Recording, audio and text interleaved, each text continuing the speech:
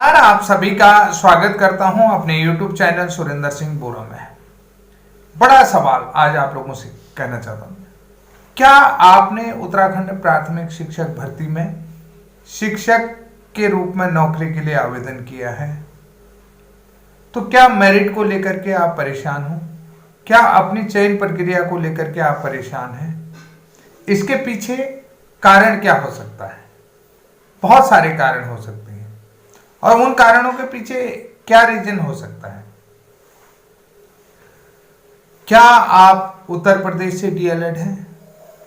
क्या आप अन्य बाहरी राज्यों से डीएलएड हैं? क्या आप उत्तराखंड से डीएलएड हैं? क्या आप डीएड हैं? क्या आप आईटीईपी वाले हैं? या क्या आप 4 ईयर बीएलएड प्रोग्राम वाले हैं? या क्या आप एनआईवस डीएलएड प्रशिक्षित हैं? क्या आप एनआईवस ब्रिज कोर्स प्रशिक्षित हैं?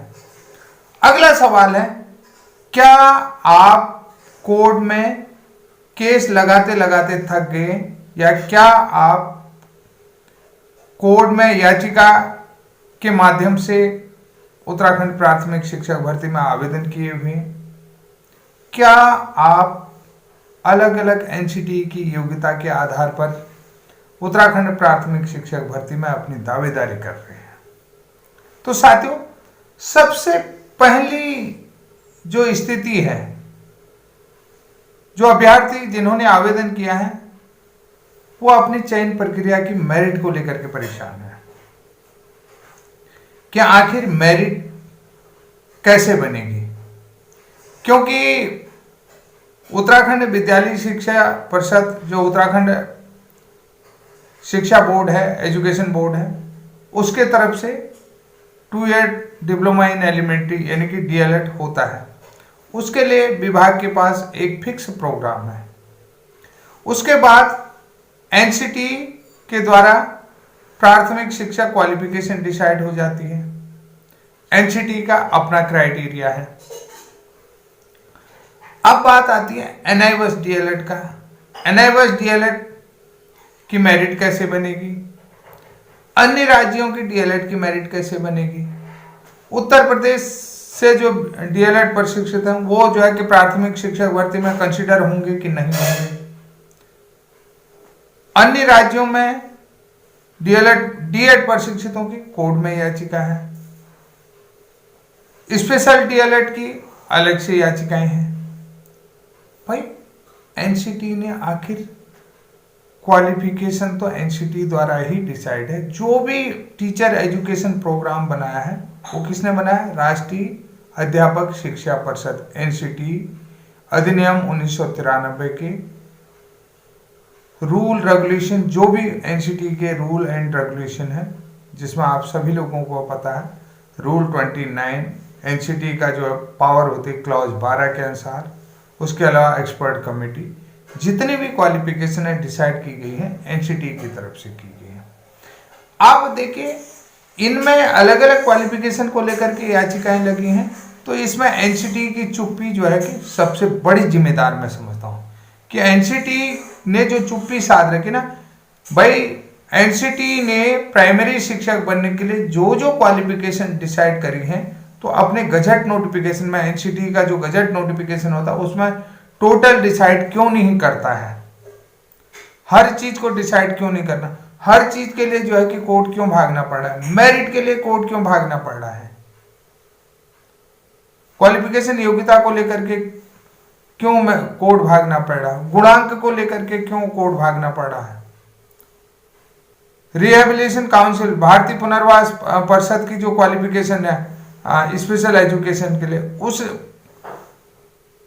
क्वालिफिकेशन की वैलिडिटी को लेकर भी कोर्ट भागना पड़ रहा है। तो इन सब के पीछे एक ही कारण है, जो है एनसीटी। एनसीटी से कोई भी सवाल नहीं पूछता, इवन यहां तक कि कोर्ट भी उससे नहीं पूछ रहा है। कोर्ट कोई भी क्वालिफिकेशन डिसाइड नहीं करेगा। और एनसीटी से जब सारे लोग सवाल पूछेंगे कि आप एक शिक्षक के लिए, एक जो है कि शिक्षक बनने के लिए एक शिक्षक शिक्षा प्रोग्राम बनाए, एक क्वालिफिकेशन बनाए, 1 क्वालिफिकेशन फॉर प्राइमरी टीचर, ठीक है? तो जब तक एक प्रोग्राम डिसाइड नहीं होगा तब तक इस तरीके की अड़चनें आएंगी और इस तरीके के कोर्ट केस होंगे। इसके लिए कौन जिम्मेदार है? सिर्फ एनसीटी। एनसीटी तब तक जिम्मेदार रहेगी जब तक एनसीटी पूरी रूप से लिखित रूप से गजट नोटिफिकेशन में ये स्पष्ट नहीं करती ये क्वालिफिकेशन इसी समय में, जिसमें विशेष परमिशन है, विशेष स्पेशल परमिशन है कि कौन कौन से कॉलेज वैलिड थे और कौन कौन से जो है कि यूनिवर्सिटियां वैलिड थी, कौन कौन से इंस्टीट्यूट वैलिड थे जिनने ये प्रोग्राम किया। जब तक ये सारी चीज़ें डिसाइड करके नहीं देती है तब तक इस तरीके की क्वालिफिकेशन हो मैं आपको डिसऑर्डर दिखते रहेंगे, यानी कि कंट्राडक्शन दिखते रहेगा और इसी तरीके से अभ्यर्थी परेशान होते रहेंगे कि आखिर किस क्वालिफिकेशन के साथ कितनी मेरिट जाएगी और कैसे मेरिट जाएगी, अन्य राज्यों के क्या जाएगी, जो है कि NIOS DLED की क्या जाएगी, NIOS ब्रिज कोर्स की क्या जाएगी, NIOS ब्रिज कोर्स अंदर होगा कि नहीं होगा, ये भी बड़ा दुविधा का विषय है। अभी उन लोगों को मौका मिलेगा या नहीं मिलेगा इसको लेकर के भी सिर्फ 169 लोगों को पता है कि उनका हाल क्या है।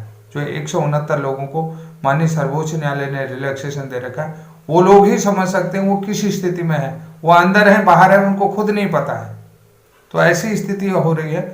और देखिए जब तक, क्योंकि यहाँ से 169 लोगों का संघर्ष शुरू हुआ, जो बाहर से लोग मजे ले रहे हैं कोर्ट का ऑर्डर देख करके, उन्होंने कहा उनको मिल गया हमको नहीं मिल गया, ये सब बाहर का दिखावा है।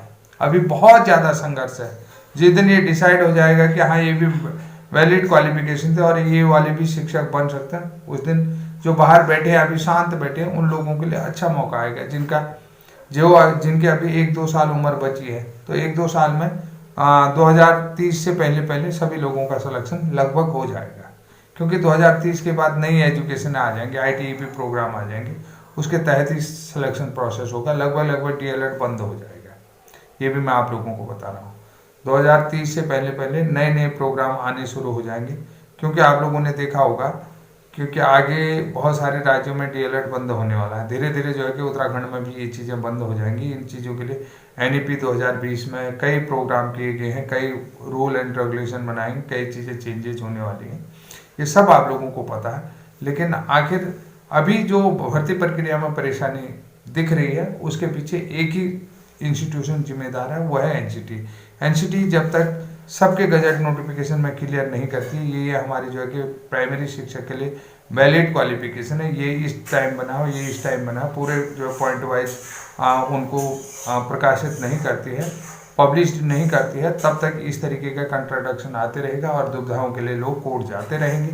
तो साथियों आज के लिए इतना ही, तब तक के लिए जय हिंद। मेरा वीडियो कैसा लगा आप लोगों को जरूर कमेंट के माध्यम से बताएंगे।